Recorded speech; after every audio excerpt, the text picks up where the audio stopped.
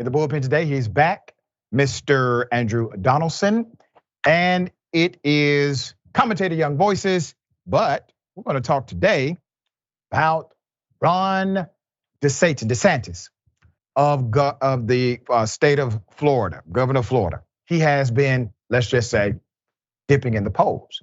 All right, Mr. Donaldson, good day, welcome. Good to be back with you, sir. Wonderful to talk again. Same here, brother. Okay, I'm not a Republican, but I assumed that given the supposed popularity of regressive policies, the racism touted from his political position, and his fascination with being anti-woke, that he would be doing much better in the Republican Party. Tell me what's happening. Well, you're a legal student. Let's work on the proffer of what Ron DeSantis as a candidate is supposed to be in this election. The premise is he's going to be the alternative to Donald Trump, and he's been pitching himself both as less of Donald Trump to some of the more moderate folks and more of Donald Trump to some of the more ultra MAGA folks. The problem is now we're starting to get some data that neither one of those sets are really buying it, and more than that, I haven't seen a lot of evidence in the polls or otherwise that the folks that are the base of the Republican Party that's still on Donald Trump want an alternate at all. You look at all the early polling, the national polling is what it is. That's going to be all over the place until we get into August and September and the meat of this campaign. If you look at those four early states that really matter, Iowa, New Hampshire, Nevada, South Carolina, even some Florida polling came out this morning, he's significantly behind and they're not really moving. This race is really static. That's not boding well for him, his plan, what he's pitching. I think the premise of this whole thing may just be off, that maybe they don't really want an alternative when the alternative is facing him and on the other side of the ticket. You know, that is interesting you say that, because you have two individuals who are kind of running counter to Trump in specific but different ways. Ron DeSantis is running hey, I'm better than Trump here, I'm stronger than Trump there, without saying the name Donald Trump. Political action committees do have commercials that have been quite entertaining, ripping up both of these individuals directly. Then you have the New Jersey guy. You have the former governor of New Jersey, Chris Christie, basically saying, I'm just anti-Trump, period. And every speech is just anti-Trump. Both of them combined are still beneath the popularity of Trump in the latest poll. One of the dynamics that struck me was that DeSantis is literally losing support. I assumed he would maintain it.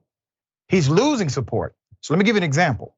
He was at 19% nationwide, and I know nationwide is all over the place, so you're correct on that, but it gives you a sentiment of popularity. Then he drops 16%, and some polls, recent polling data per state, they have him even below that, where a number three is now starting to become number two.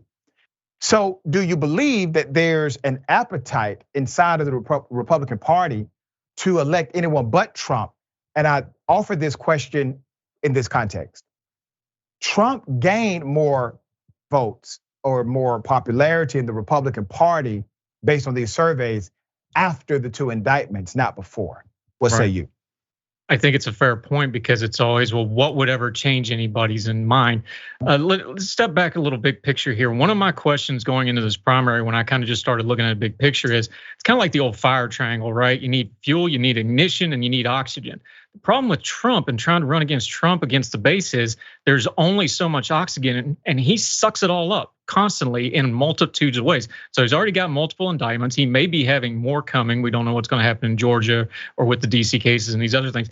Is there anything coming down the pike that's really going to change those Fifth Avenue folks we've been joking about for the last few years? Is there anything coming down the pike that's going to change those? Remember, these are primaries. You get around 30%, you're probably going to win a wide primary with multiple candidates. That's how he won them the first time. That's right. He's doing great in places like Iowa, which he didn't win in 2016. I just wonder, not policy-wise, because that's not why people like Trump anyway. Not just political-wise, which isn't one of the big reasons people like Trump anyway. The ideology and the cult of personality and that stuff, I just don't know that there's enough oxygen in this race for anybody else to get close to him. And I don't think that's changed since I first started thinking about it. And I think we're seeing that in that polling you just mentioned. Let me highlight something Mr. Donaldson just said that I completely concur with, and it was your 30% number. based on the number of people running now, if Donald Trump gets between 22 to 26% in virtually all races, right, all states, he wins the nomination. He did something very similar to last time. And it's because it's a plurality. And when you have a plurality, 50% plus one no longer applies. You simply have to hold a significant base in every state you campaign in. And if you hold a significant base and you're consistent with that significant base and everybody else is splitting the same base, or you become the victor. But what it also says on the other side of that, Mr. Donaldson, is that the vast majority of Republicans are actually not for Trump, because Trump has never won the vast majority of Republican voters in any state in a Republican primary to date. He has always been in the minority when you calculate the number of votes that went to Trump and the number of votes that went to the aggregate total on the other side of him, his political opponents. What say you to that sentiment, that literally most Republicans would prefer another candidate based on all voting in the Republican primary since he started, but he becomes the most exciting candidate in that minority of voters in the Republican Party that support him? Yep. And we've already seen this. We got a book on it. That's what happened in 2016. That's exactly what happened. And we forget too, and I think even Trump's most diehard supporters, I don't think they really understood what Trump was. There was a confluence of events that allowed him to come to national prominence. Whatever else you think, Hillary Clinton had a lot of unpopularity. There was a lot of well-known there. He was an unknown. So people, hey, you heard it too. Hey, let's just take a shot on him. Let's try it. Let's see. There was some of that stuff. Now you got years and years and baggage on top of it. He's less popular widely and more popular with that, once again, to use the term, because it's still one of the great things that's ever happened in politics to explain something, the shoot people on Fifth Avenue folks. They're just gotten more and more diehard. Every indictment just calcifies what they already thought. Every attack calcifies. They're not going away and they're not changing in that little group of 25 to 30 to 35%, whatever number you want to use. They don't ever change. The problem is they don't realize there's never going to be another set of events that's going to get them another 10% or 12% or 13% that you need to win a wider election. So you're really in this death loop with this GOP primary now, where they're going to probably nominate Donald Trump and he has no chance of winning a general election just on math. You know, I hope you're right. I don't know if you're right on that. I don't know if he has no chance, but damn, I hope you're right. Let me ask you this question, okay? What are your thoughts about the RNC? It's a mess, but this all goes together. What we're just talking about with Donald Trump, though. The RNC did not want Donald Trump, and then tried to co-opt Donald Trump, and then got steamrolled by Donald Trump. And then everybody wonders, why doesn't the RNC do anything about Donald Trump? Well, that's not how that works. They kind of got exposed a little bit that they didn't have control of their party because you got Donald Trump as their standard bearer for the last few years. And they haven't done anything other than try to placate Donald Trump voters, which means you don't do anything about Donald Trump themselves. So it's just kind of been the status quo that they're this second fiddle to whatever Donald Trump's doing. That's not a fixable problem. Trump's not going to go away anytime soon. We'll see what happens after this election. They don't have any credibility with the Trump folks, with their own voters, with the country, with the other party.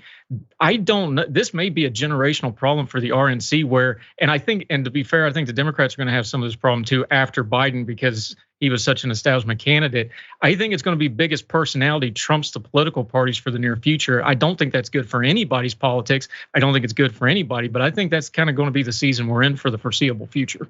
I agree with you on both sides. I think it's going to be an issue coming up with the Democratic Party. I think we've already seen it inside of the Democratic Party with the Bernie Sanders, Hillary Clinton dynamic. Yeah. And I think it's going to become even more pronounced in the future. But right now, the Republicans have an issue inside of their political outfit called the RNC. The RNC and the DNC made a significant mistake when they started to become the de facto surrogate of whoever the president was in that particular party, because that now has eliminated your ability to actually hold someone accountable to a standard, a value standard that has been selected by the committee of that particular group. But at the end of the day, the RNC still by law retains the right to say no to a Donald Trump nominee or nomination. If Donald Trump does not receive the delegates he needs to overcome that particular threshold, you have yourself a brokered convention. Yep. In a brokered convention, they can say no to Donald Trump and yes to how their brokerage goes down or how their brokered deal goes down. That is probably going to be a disaster inside of the party, but a needed one. What say you to that? If it would ever actually happen, yeah, but I don't think you have enough people in an RNC to know how to do the mechanics of an actual brokered convention anymore. Like we've seen, it's probably been 70, 80 years since we've actually seen real wheeling and dealing on the floor. You need to take what you just said, sir, and go one step further though. Because what really happened, we're seeing this with DeSantis' super PAC because they're spending so much money and they're going around where they're doing the direct door knocking and stuff through the super PAC. They're already talking about spending $200 million just in Iowa alone. It's mind boggling. The problem the RNC and the DNC have now is they used to have the money, which means you had the power. Let's all be adults here. Now they don't have control over the streams of money anymore, which means they no longer have control over the streams of power. I don't have an answer how you fix that. But until you do, that's going to be the divergent point on how much power they got, because if they don't have the money, they don't get to pick the candidate. It's just that simple. I'm gonna tell you how you fix it, dear brother. You get people in positions who are real leaders. That's it. That's how you fix it. Not a lot of those around, though. Not a lot of those around anymore. You're absolutely correct. Always a pleasure having you on the show. You're a straight shooter. I respect you significantly. Thank you for all that you do, man. All right? Anytime, sir.